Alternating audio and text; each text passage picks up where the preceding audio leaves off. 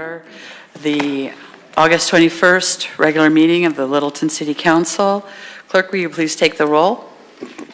Mayor Brinkman. Here. Mayor Pro Tem Valdez. Present. Councilmember Cole. Here. Councilmember Driscoll. Here. Councilmember Fay. Here. Councilmember Elrod. Here. Councilmember Schlachter. Here.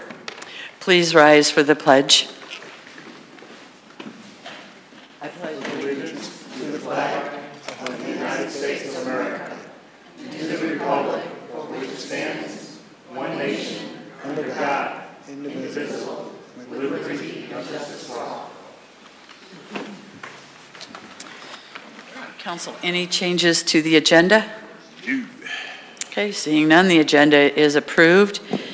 And the next item on our agenda is public comment. If you wish to address the City Council, please have signed up on the green sheet. Each speaker will be limited to 3 minutes. The City Council is not authorized by the Colorado Open Meetings Law to discuss, comment, or take action at the meeting on any issue raised by public comment that is not part of tonight's agenda. And we may refer the matter to staff to obtain additional information and report back to council and speaker as appropriate. Okay. So the first person on the sign-up is Kent Bagley.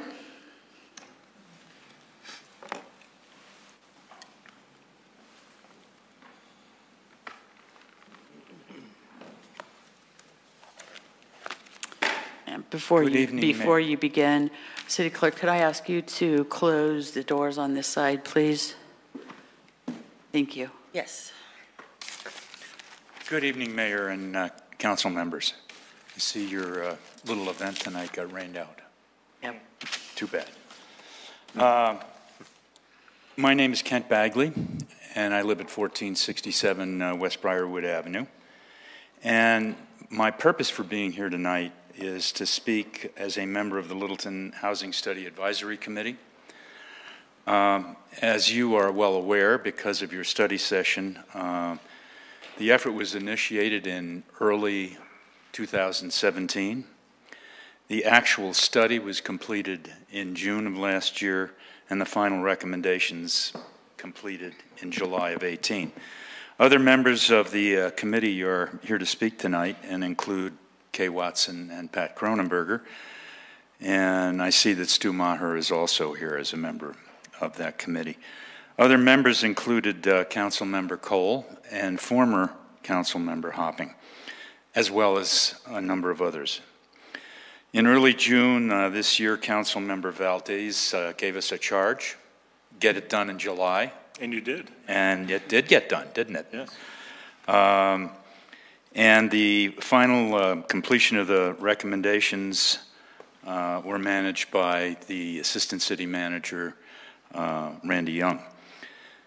At the study session last Tuesday, Molly Fitzpatrick of BBC did an excellent job of summarizing and condensing the recommendations, which are 7 pages, into a very brief PowerPoint, which I thought was fantastic, and I congratulated her as we left. My real purpose tonight is not just to talk about that, but I have 3 recommendations to make. I suggest that the actual study, which I'm sure a number of you have at least had the opportunity to look at, I think it needs to be formally accepted and adopted by resolution. And right now, the copy that I have is a draft report. Also, formally adopt the recommendations presented to the council last Tuesday as part of the comprehensive plan and to be utilized to drive future policy decision-making. I think that's critical. Also, I would suggest that immediately direct the city manager to reconvene the Littleton Housing Study Advisory Committee to initiate the very first recommendation, which is in that, which is in the 1 to 2 year time frame. And the purpose is to create a task force / advisory committee to study and spearhead housing policies for the city of Littleton. I would tell you this group is engaged and ready to serve in this capacity, and I would heartily suggest that you move forward with that. Thank you very much. Thank you. Gary Kirkland.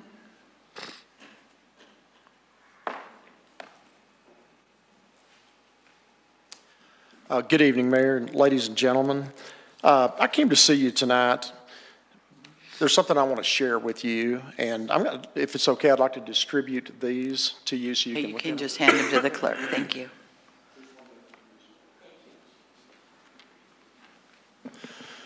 A few weeks ago, I was down in Colorado Springs on some personal business, and I noticed that the city of Colorado Springs is putting these signs up behind other signs where panhandlers are in the middle of intersections, so to speak.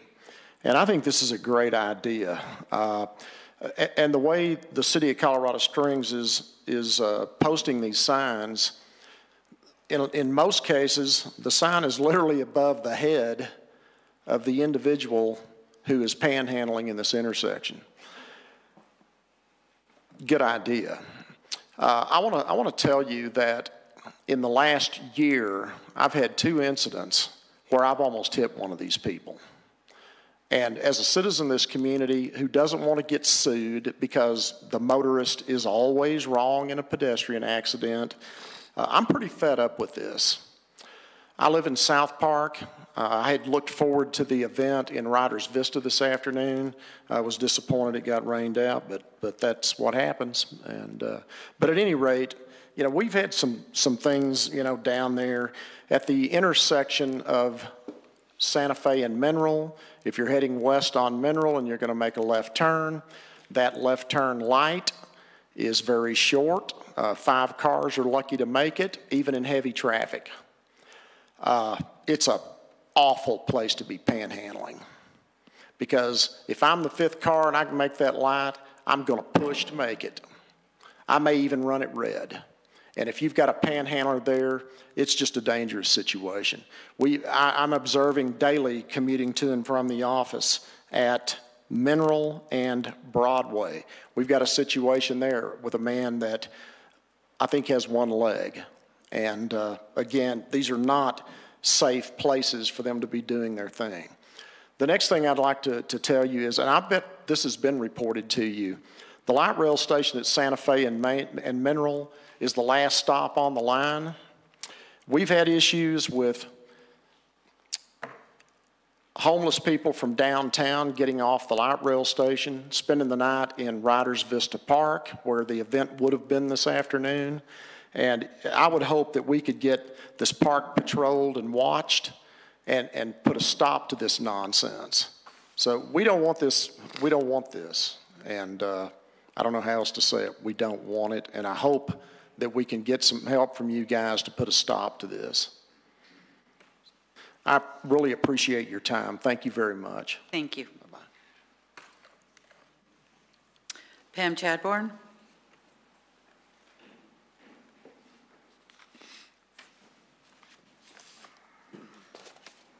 Good evening, Council. My name is Pam Chadbourne. I live a block and a half from here. A few things. Last regular session, you were considering the executive session charter change. And I just wanted to come back to clarify or emphasize that I wanted to share with you my experience when I carried that petition.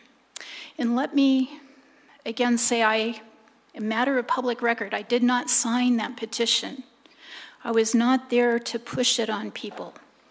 However, people were eager once I said, and I think the way I said, well, I have a petition here for restricting the reasons that our city council goes into what I said were closed sessions, not open to the public. I'm going to tell you, there were people who at that point were reaching for the clipboard. And what I was trying to share with you is that times may have changed, but people were eager to restrict your ability to hold a closed session where the public could not be present. I thought that was useful advice. I don't think you chose to take it. I think that's unfortunate. And now, at the study session last week, we heard our city manager say that there will be resources spent to support the city's point of view to make these charter changes, and those are paid for with, I'm pretty sure, taxpayer dollars. So that to me is regrettable. And I just wanted to emphasize, I'm not trying to create and to me in the press, this was kind of represented as a dramatic threat. No, I'm trying to share with you what I observe person after person after person, the position they had about executive sessions. So I'm sorry that this is going to the ballot the way it is. If I could, I'm also gonna, the housing study I think is great. The city should undertake it. The recommendation to have housing for renters that's affordable and housing for purchasers that's below $300,000 is great, and it is the history of Littleton. I love that Littleton is inclusive. It makes a great community. So please do that. But for me, the committee was very biased. These are people who are not representative. There are tons of renters. I'm not sure there was a renter on there. There's 2 real estate agents, and I'm sure that's disproportionate. We need more people who live here and use the community and don't profit from selling real estate. Finally, as far as the homeless, I want to say, I've said it before, these are human beings, and the problem needs to be solved by caring for them. Thank you. Not for kicking them out. Thanks Thank you very much. Kay Watson.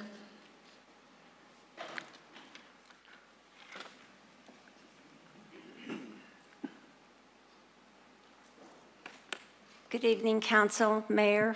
Thank you for this opportunity. I'm Kay Watson. I reside at 7450 South Curtis Court, Littleton, 80120. I first want to thank you for and the city staff for the opportunity to be a part of this Housing Study Advisory Committee. I applaud you and the city staff for recommissioning after the study was completed to craft recommendations relating to housing issues in our community. There were, as you heard Kent say, there were 5 recommendations, and they're the result of taking into information from the survey and discussing the housing needs in our city and making certain that our recommendations were inclusive of all demographics and all economics.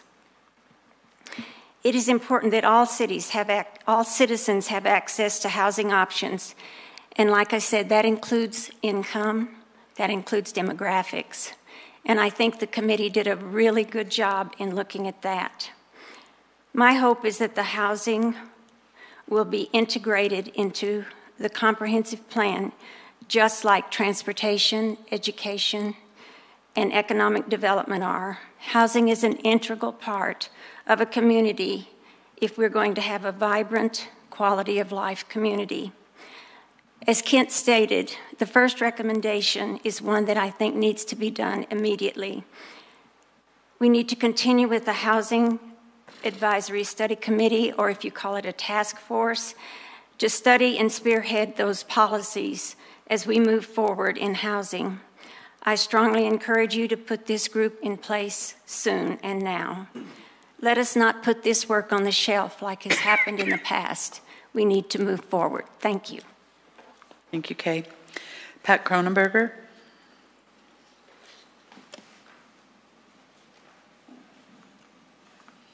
Good evening, Council. Pat Cronenberger, 5796 South Lakeview Street. I want to thank Mayor Pro Tem Valdez for asking me to join the housing group that Kent and Kay were a part of. I found it to be a great experience.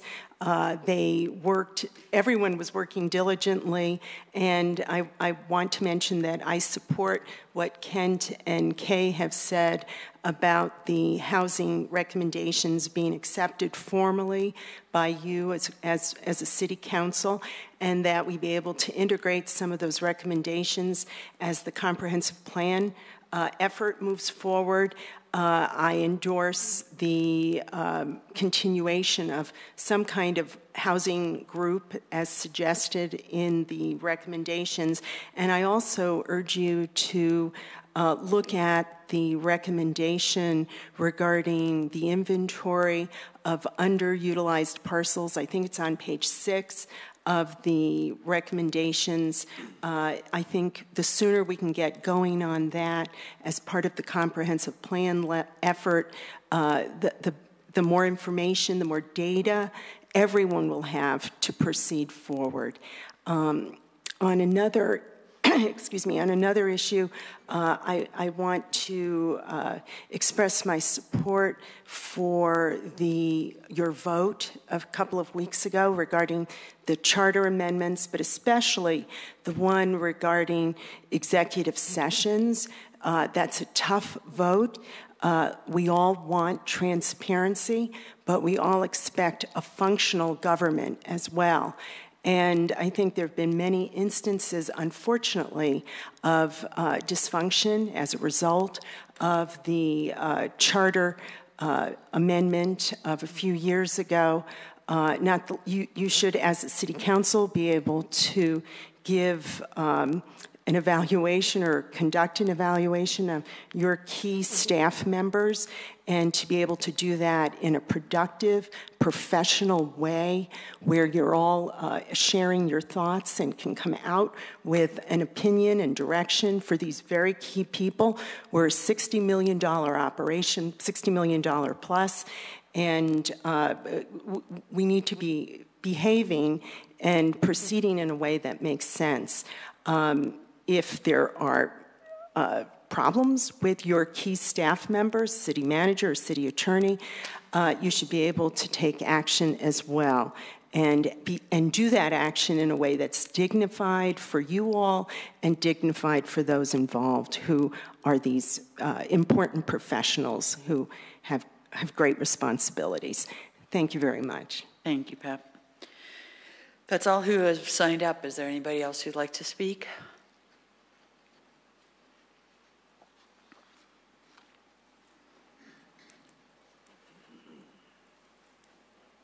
Good evening, Council. Stu Maher, 5645 South Crocker Street, Council District 2. Regarding executive privilege or executive sessions, I would suggest that closed meetings and secret meetings, as was characterized in the petition that precluded executive sessions for the City Council, are one thing. Executive sessions are something else. I would suggest that executive sessions are a right prescribed by Colorado statute to elected bodies, to boards of directors that have responsibilities to the public. The executive session was characterized last week or week before in conversation and in public testimony as a privilege. Maybe it's a privilege, but I would suggest actually it's probably a right, if not specifically designated, certainly endorsed by Colorado statute and exercised widely throughout Colorado and throughout free societies. I think that, I hope that if there's opposition to that charter amendment next election in November, that it will be presented properly to the public and not characterized as some sort of secret meeting or closed session or that sort of thing. So I would endorse your effort to get that reinstated as a right and a practice of the City Council. Thank you, Stu. Anybody else? Okay, seeing no one, we will close public comment and move to the consent agenda. Consent agenda item ID 18 is a motion to approve a contract with Clifton Larson Allen LLP for the 2018 fiscal year audit. Resolution 48 is a resolution to approve the release of $100,000 in funding for advanced design of 2019-2020 South Suburban Parks and Rec projects in partnership with Littleton in accordance with a budget proviso. Resolution 45 is a resolution approving an intergovernmental agreement between the Arapahoe County Clerk and the Recorder and the City of Littleton regarding the conduct and administration of the November 6, 2018 coordinated election. Resolution 44 is a resolution approving an intergovernmental agreement between the Douglas County Clerk and the Recorder and the City of Littleton regarding the conduct and administration of the November 6, 2018 coordinated election. Resolution 46 is a resolution approving an intergovernmental agreement between the Jefferson County Clerk and Recorder and the City of Littleton regarding the conduct and administration of the November 6, 2018 coordinated election. Item 18 is approval of the August 7, 2018 regular meeting minutes. Move to approve consent agenda items A through F. Second. Okay, we have a motion and a second by Councilmember Driscoll. Ready to vote? The vote is 7 in favor. The motion carries unanimously. Okay. To general business. This is Resolution 50. This is a resolution approving the adoption of a statement of budget policy pertaining to the capital projects reserve account. And Council, this is, we brought this up at the last regular meeting and asked staff if they would bring back a policy statement of sorts that reaffirmed our commitment to the proper spending and usage of the what would be first year anyway $3.1 million should the fire vote, the citizens vote to include Littleton in the fire district. So staff, who would like to, is that Tiffany? Okay.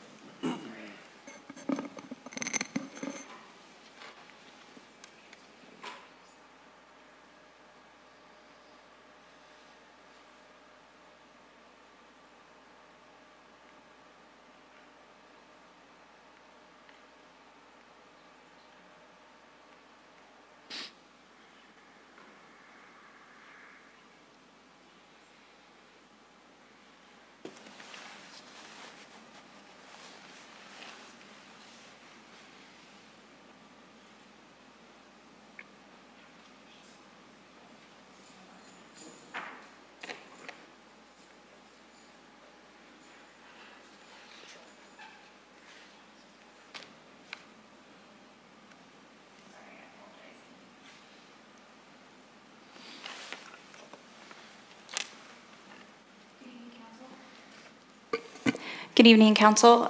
Before you have a Resolution 50-2018, and this is related to the Capital Projects Reserve account.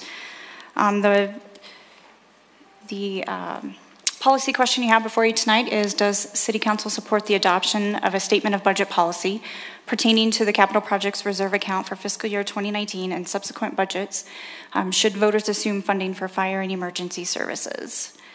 Council, what this resolution is doing is it's just reaffirming the city's dedication to creating that reserve account and also reducing the mill levy should the voters assume funding of the fire department in the election in November. I just want to remind everyone, we did discuss at a study session with Council the principles of sound financial management policies. This was in June of 2018, and this policy would actually be incorporated into that full policy of financial management policies that we discussed earlier. Just a reminder, Ordinance 13 was passed in April, and what that did is, should the voters assume funding for the fire and emergency services, the city will be reducing their mill levy from 6.662 mils to 2.0 mils. And with that difference in funding, we are going to establish a capital projects reserve account. This is going to be essentially a sub-fund in the capital projects fund that we currently have. In 2020, if the election, if the vote of the electors is to fund through property taxes for fire services, the city will begin to transfer initially $3.1 million into this reserve account, and it's going to be related for streets and infrastructure. The plan for staff is to bring projects to you in the budget year so that you can review them and approve them through the budget process. Also, what this will do is in September, when we come to council with the proposed 2019 budget, you're going to see this in the 5-year plan. You're going to see a transfer from the general fund, and you're going to see a transfer in to the capital projects fund, and then you're going to see a line item that specifically calls out the $3.1 million. And just a reminder, it is going to escalate each year depending on the CPI index for the previous year or retail sales increase or decrease. So just a reminder, this resolution is just reaffirming the establishment of this capital projects reserve account. And I think in September, when you see the proposed budget, the 5-year plan will definitely give you a visual as to what that's going to look like beginning in 2020 and going forward. Staff's recommendation is for you to approve the adoption of the statement of budget policy pertaining to the capital project reserve account for fiscal year 2019 and subsequent budgets. If you have any questions, I can address them at this time. Karina? Tiffany, I don't recall exactly where I read it, but so in 2019, what was going to happen in 2019 is that the fund will be set up, but no funds will go into the 2019 reserves or right. Actually, what it's going to be is it's going to be a sub-fund of the capital projects fund. So when you get the budget for 2019, you're going to see a line item, and it's essentially going to be 0 for 2019, but it's going to be designated for this purpose. The other thing that we'll do, we kind of did this back with the water fund when council decided to transfer the water fund monies to the capital projects fund. We kind of had a separate accounting for those water funds so that council knew exactly each year how much was remaining, how much was spent, interest earnings, and things of that nature. So again, the plan for this fund will be the exact same thing. We'll have a separate accounting for that, and it will be clear in the budget document. And then even at the end of the year, should there be funds not spent at the end of the year, we'll reserve our fund balance to show what the amount is remaining. Because you know, sometimes you may budget for $3.1 million, but you might only be able to spend $2 million depending on staffing and things of that nature. So it's essentially the same thing. 2019 will be 0, but 2020 is when you'll see the funds go in. And in addition to that step, the 5-year plan that you will show us will in fact show the stream of funds coming into the capital projects fund here, and it will also identify the projects that are being proposed potentially, given what we just saw from Keith last week, correct? Yes. So yes. We will see both the, call it a revenue stream, as well as not only dedicated for capital improvement, but very specific to begin to identify what those would be. Yes, and then you'll also see a transfer out of the general fund because that's where the funding is going to be coming from for the $3.1 million initially. Thank you. Other questions? I do have a couple questions regarding the resolution, and I think it's just verbiage. I just want to be clear. The intention is that this was coming out of the $3.1 million is property tax. It was coming from property tax. In the resolution, we refer to it as sales tax revenues twice. Oh. And so I just want to understand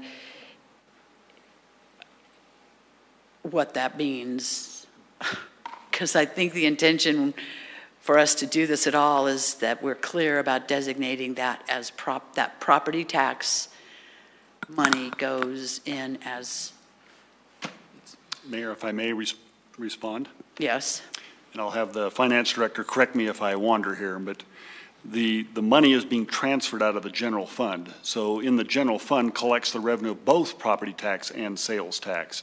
And so there isn't necessarily a specific earmark from property tax, but in total, the general fund is the source of where it's transferred from. Would that be correct? Yes.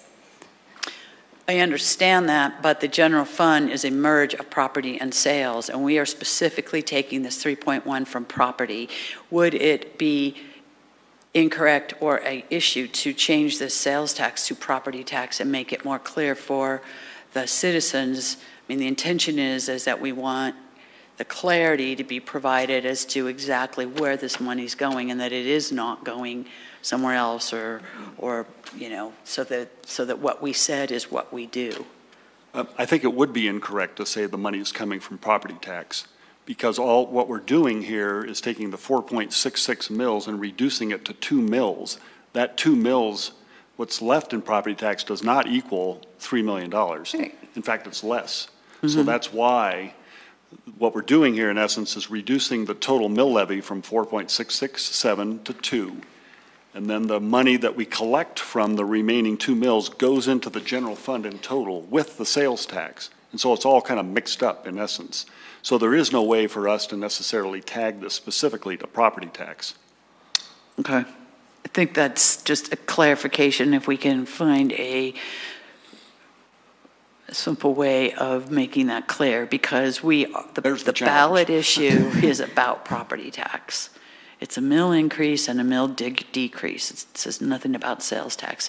This says nothing about property tax. So if we can bridge that, I buy your story, but it's still, I think it's. I understand the complexity, believe me, I understand it. Yeah, okay. Councilmember Schlechter. I was going to say, could we just remove the word sales and just say tax revenues, because it is a mix of tax revenues? I think I would defer to Steve, the city attorney, on that one. Can you, Councilmember, can you repeat the question? Because I was focused on Ms. Hooton. But I think it's important to understand this fire transaction. The city's total property tax right now is 6.662 mills. We are committed to reducing that from 6.662 mills to 2 mills.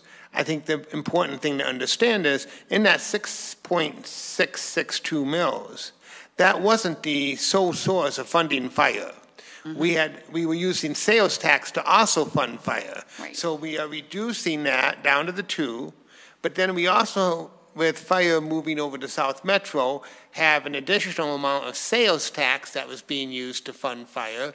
So then the operative question comes, well, where does that go? Well, that goes into the capital projects reserve account based on the council action, and that forms the basis for that $3.1 million that will be in that account from this point forward. And then, as Ms. Hooton indicated, should there be increases in sales tax revenue, then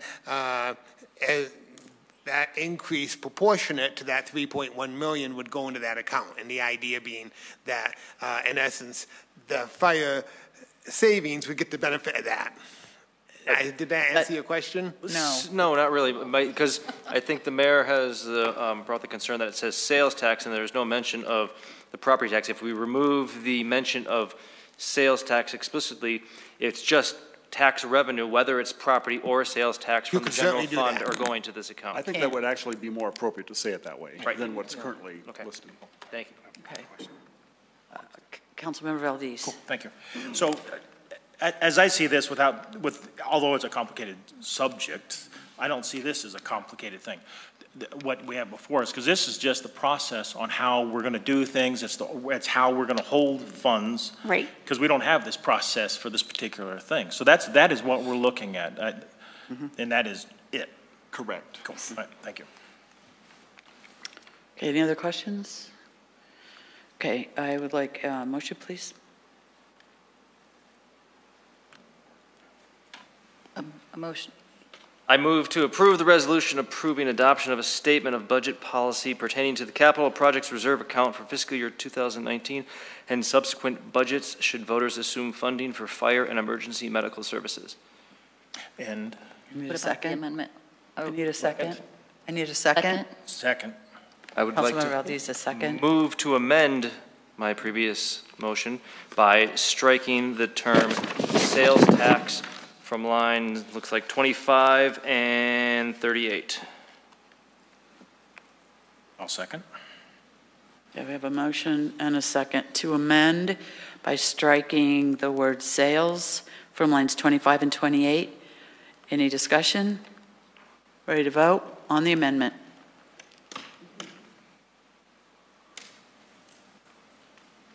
The vote is 7 in favor. The motion carries unanimously. Okay. Now we have our original motion on the floor. Any further discussion? Ready to vote?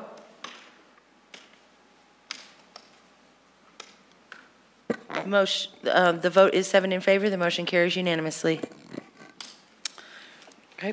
Now we move to ordinances on second reading and public hearing. Our first is Ordinance 31. This is an ordinance on second reading, amending Title III, Chapter 9 of the Municipal Code regarding retail sales and use tax. And we'll have a presentation by City Attorney Kemp. Good evening, Mayor and Council. The ordinance before you tonight is an ordinance to start the process of really taking a long, hard look at the sales tax code. And the sales tax code doesn't get much attention. We think about zoning ordinances and lots of other things. This is probably one of the most important codes we have because it's the foundation for the city's revenues. Most of our revenues come from sales tax, and this code is what provides the foundation. What we are proposing tonight to address is a number of just clarifications where the code currently is confusing, very difficult for taxpayers, citizens, and even staff to use. This includes, one, we use a term in the code throughout, city treasurer. We have no city treasurer. The city does have a finance director, and as we amend the code, we will be changing that term to what the city does have. We have a provision in the code where it provides for administration of the code by the treasurer. Then there's a separate provision elsewhere in the code that indicates deputies can assist the treasurer in administrating the code. What you would normally do is have it all together. Again, this does that.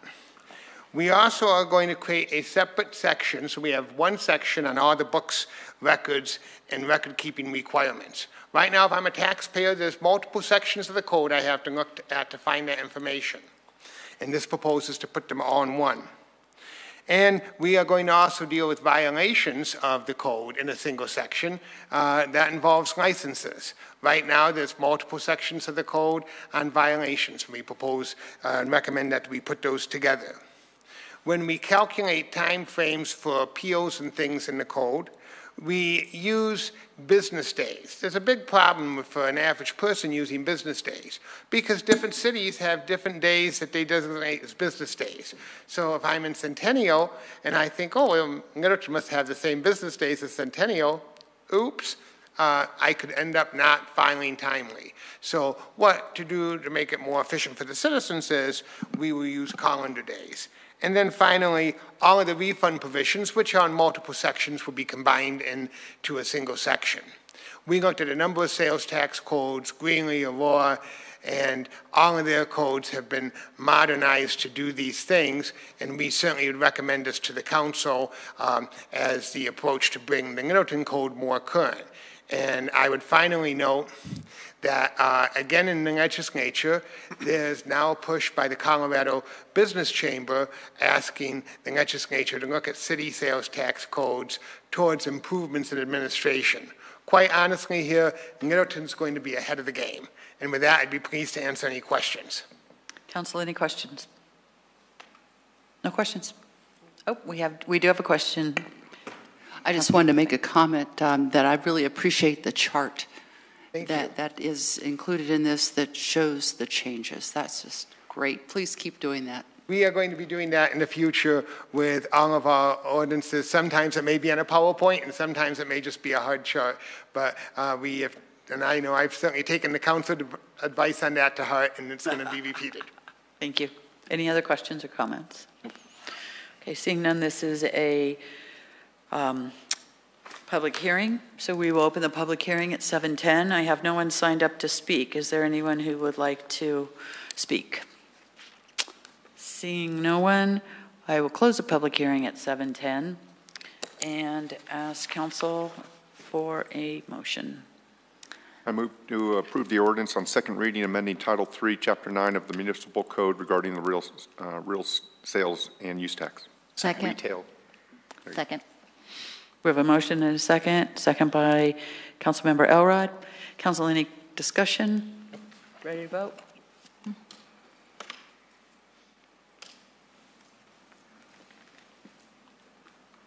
The vote is 7 in favor. The motion carries unanimously.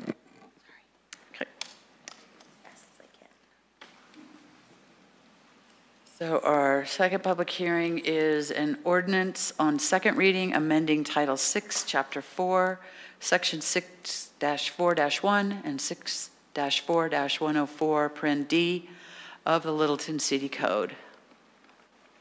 Good evening, Mayor and members of council. I will be presenting on this evening. Name and title, please. Exactly. My name is Lena McClellan, and I'm the Assistant City Attorney. So the policy question before council today, this evening, is does City Council support amending City Code to bring it in line with recent updates to state law? This particular amendment to our City Code would specifically limit the number of marijuana plants that are allowed to be grown for personal use per residence, and it would additionally add a definition for residential property, which we do not have in that section of the code at this time. So this potential amendment was precipitated by House Bill 1712-20, which went into effect in January. So state law allows for 6 plants per resident over 21 years of age or older, and this new bill limited the maximum number of plants per residence to 12. So 6 per resident and 12 per residence. Just important to make that distinction. Additionally, the state law did mention that that was the limit unless certain requirements were met at a local level. So that does leave us the opportunity to make changes. So current city code as it exists today, we currently limit the number of the maximum number of plants per person, 21 years of age or older, to 6. However, we do not place a limit on the number of plants that may be grown per residence, and we do not include a definition for residential property. We do have other restrictions in our code which may affect the number of plants that can be grown, specifically in building codes, section 4-1-5I, which does limit the square footage of space that plants can be grown inside of a residence, and also limits things like it has to be an enclosed lockable space with a roof.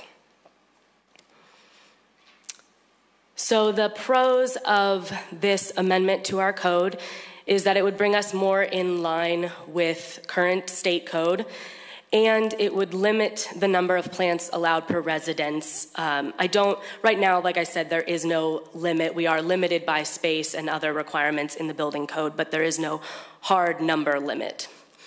The cons would be that it would be a change to our code.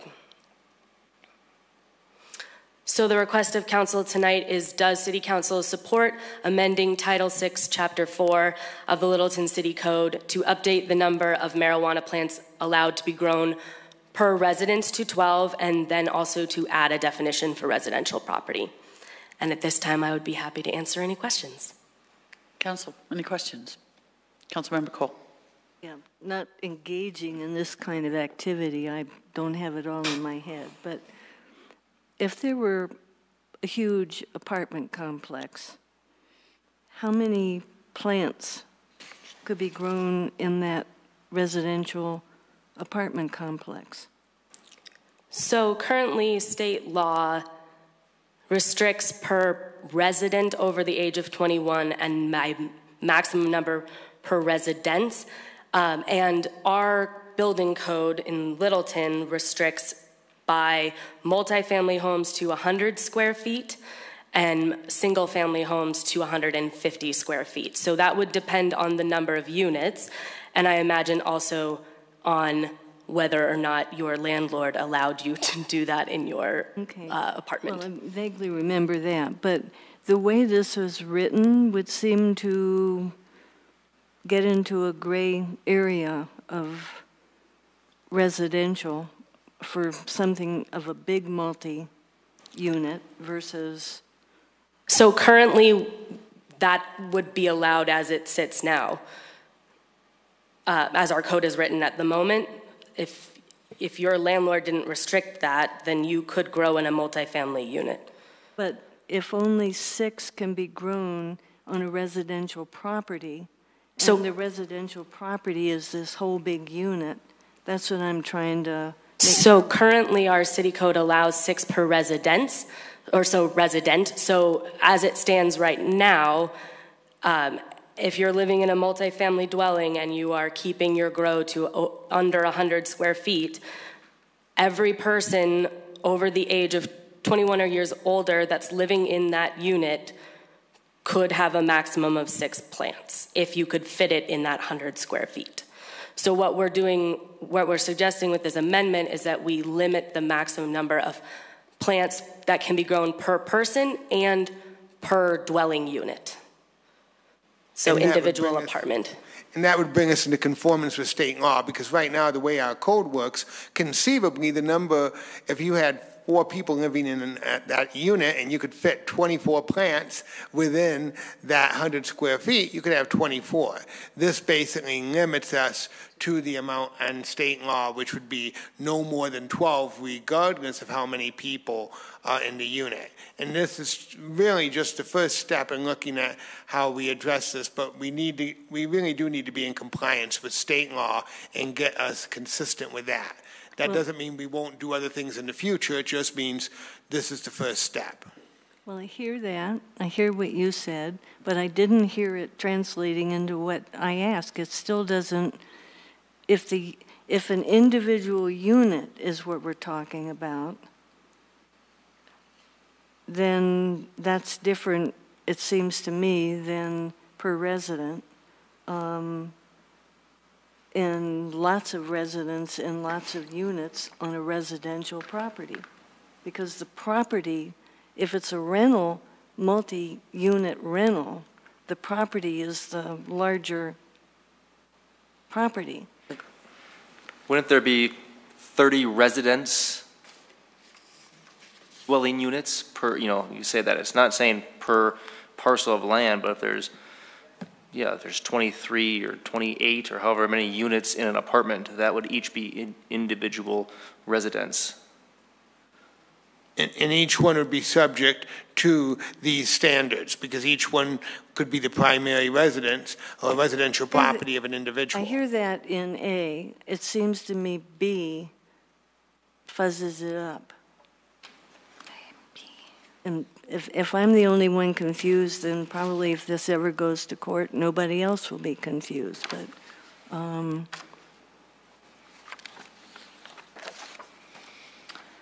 I had the same question, which I had asked staff.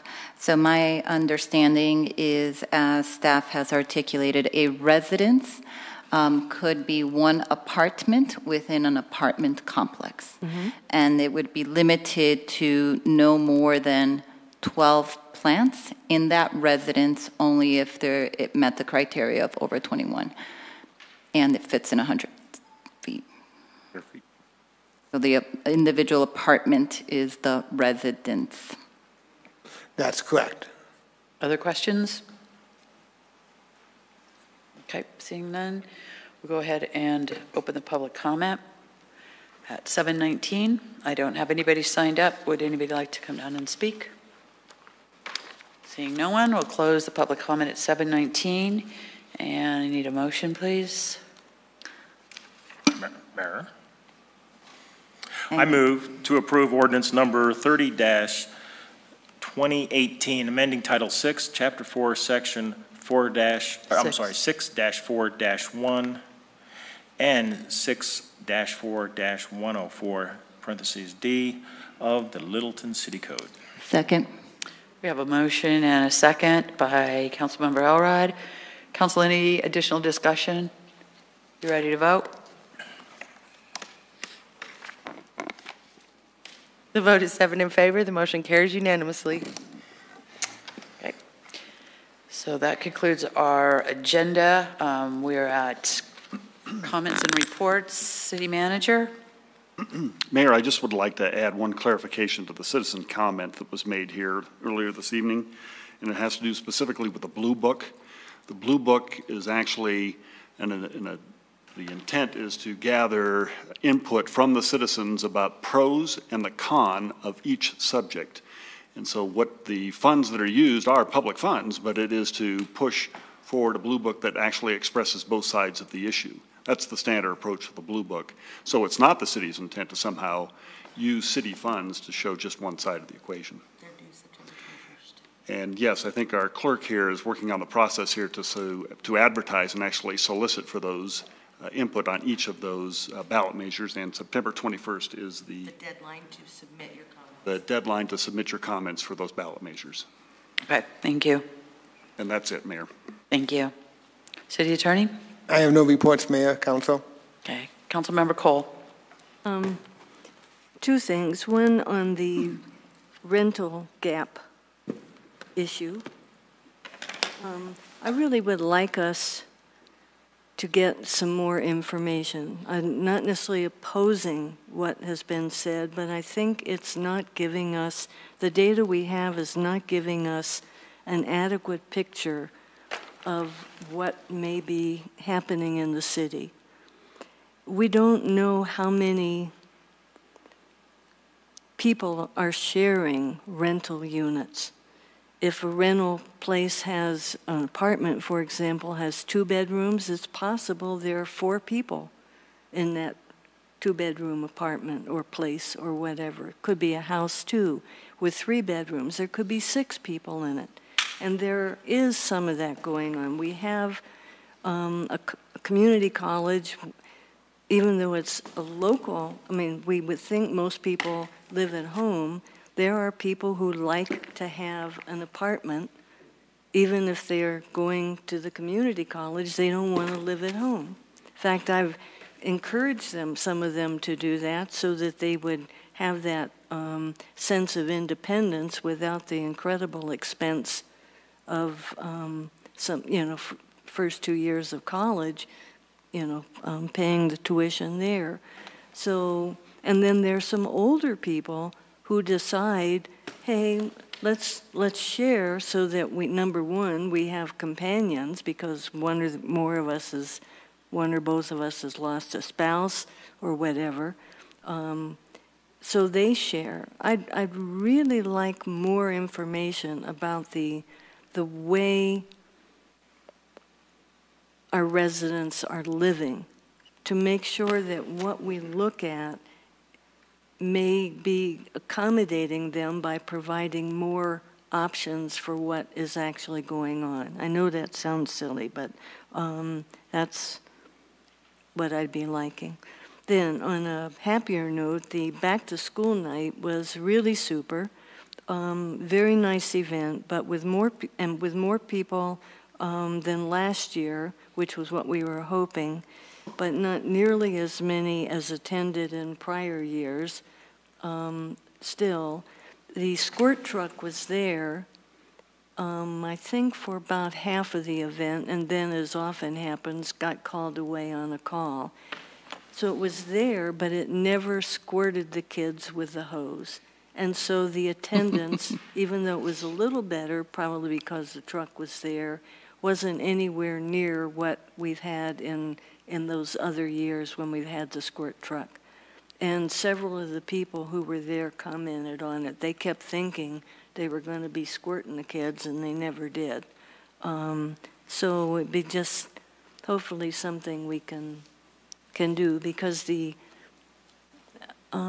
school folks are trying to get the kids out of the apartments to come to the event, which then brings the parents with them. And that's all part of one common goal. But it wasn't, everybody was happy that was there. It was just not nearly as many people there to be happy. So, Thank you. Councilmember Driscoll? Yeah, I just want to thank everybody for attending the Western Welcome Week. What a huge success. And all those, the Rotary and the Elks and the Littleton Business Chamber, all those people that came out and really stepped up and volunteered and supported. Also, I want to just tell the BIGA group, the delegation from BIGA Australia, what a pleasure it was to have them in town, and hopefully it'll be another great experience for Littleton in 5 years when we travel there. Councilmember Valdez? Yes, thank you.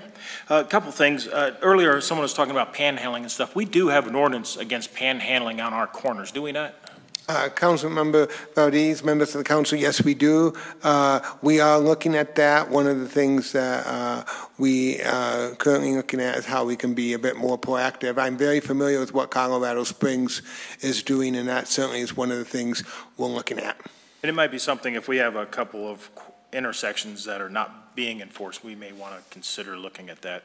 Another thing, a comment was mentioned about some of the folks that served on the Housing Committee. I want to personally thank each of those people for serving on that board. They represented transportation, government processes, real estate experts such as in residential housing, commercial. We had some folks that were represented affordable housing. Each one of those folks are professionals. They know what they're doing. To infer that they're into it for personal gain, I think, is absolutely incorrect. Everyone that served on that board serves with the idea that they're going to help out the future of Littleton, not because they're expecting to make money off of this deal. And that's true for all of our other boards and commissions. These folks spend time away from their families to be on these different boards and commissions.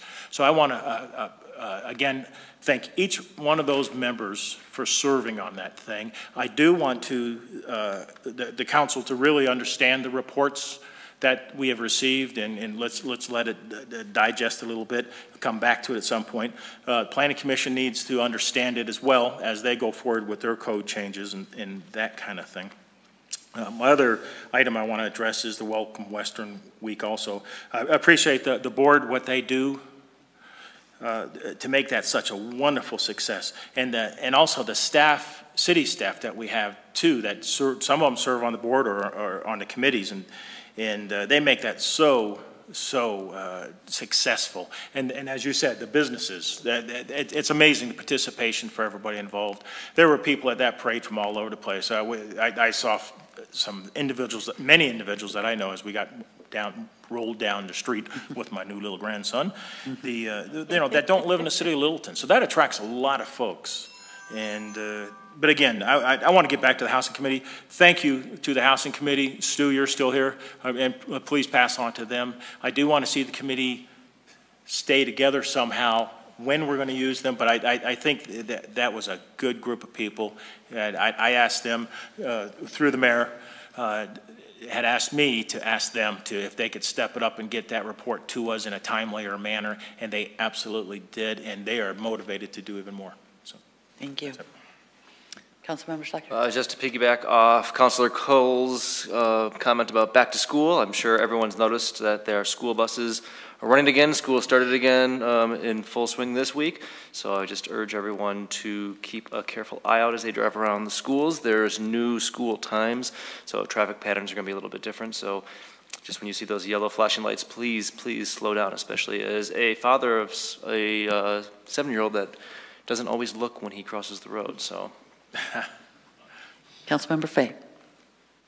I would like to first say thank you to Pam Chadbourne for a pleasant tone tonight. Please keep it up, Pam. It really makes a difference. In the South Park neighborhood, there is a proposed gun store and shooting range, and we're going to have a community meeting next Wednesday. The city, is sponsoring that meeting so that the whole community can talk about and hear from staff about safety concerns. That's from 6 to 7:30 at the Mission Hills Community Church at 620 South Park Drive? Circle, I don't know. Can't read my own writing. And then finally, I had a fabulous opportunity this last week to go on outreach ride-along with some fabulous people who keep track of the homeless. And this is through the Colorado Coalition for the Homeless. And so I went out with them one evening, and we went to homeless camps along, mostly along Cherry Creek, which is really ironic that right across the street from the opulence of Cherry Creek, we found, for example, looking for, because somebody had reported that there was a mother and a toddler camping along the creek, homeless. And we had directions of how to find the camp. We found the camp, and it was a real heartbreaker to see little pink little toddler shoes there. And nobody, no people there, but a couple tents. And there were also school supplies and things that appeared that there was also a school-age boy and a school-age girl living there in those two tents.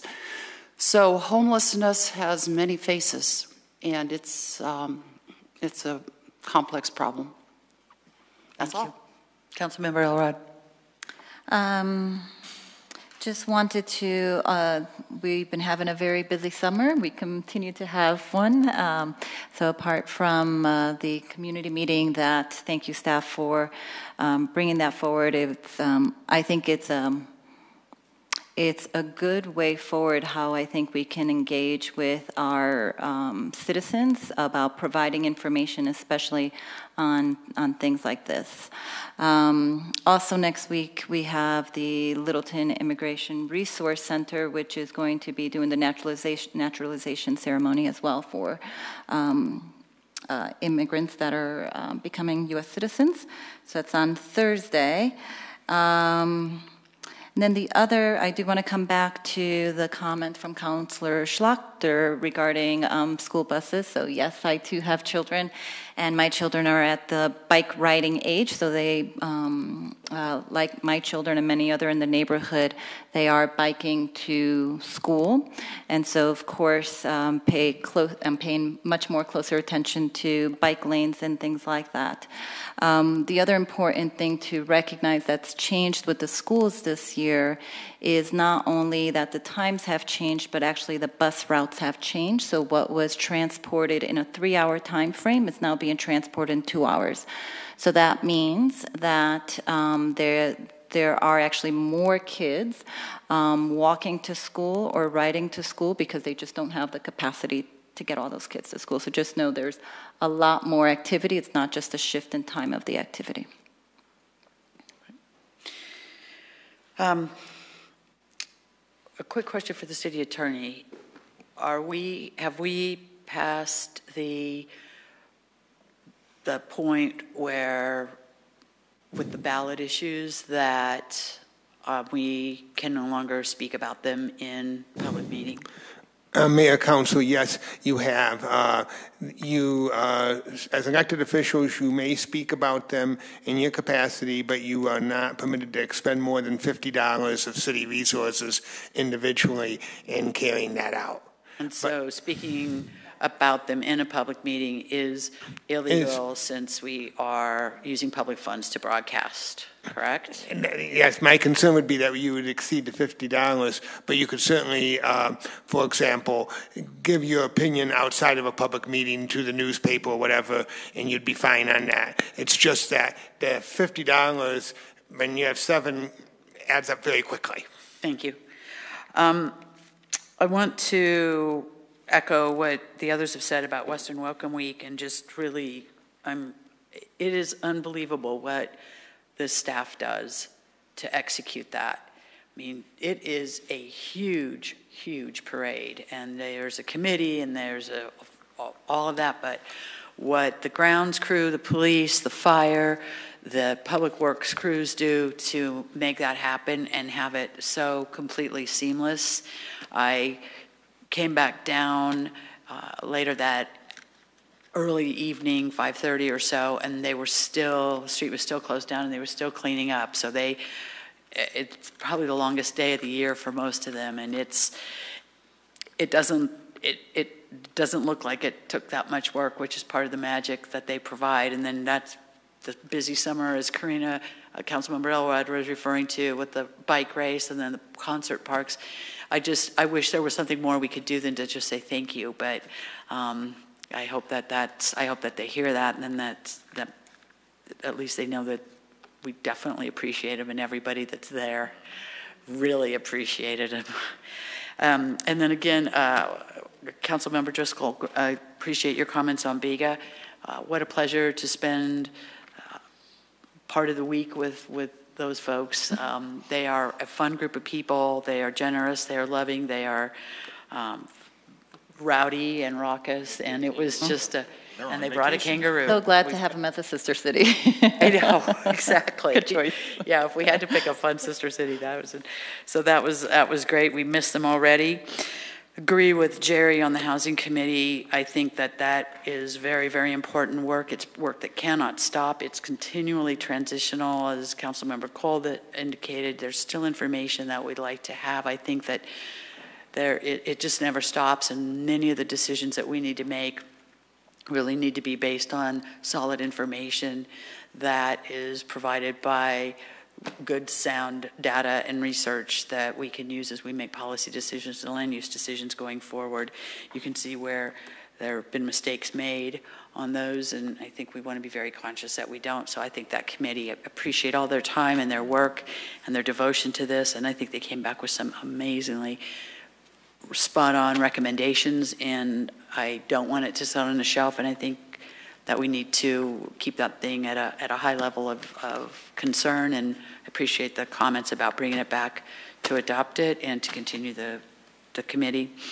I do want to mention to council, unless there's any opposition, I have asked Councilmember Fay to serve on the homeless committee that's being formed by the Tri-Cities group, and that would be a designee as a committee member.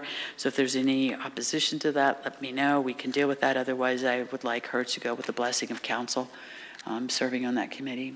I agree. And she has graciously accepted that. And that is the end of my comments. So we apologize for canceling our meet, greet, and eat, but we had very little control over that. So we needed the rain. We are adjourned. Thank you. Thank you.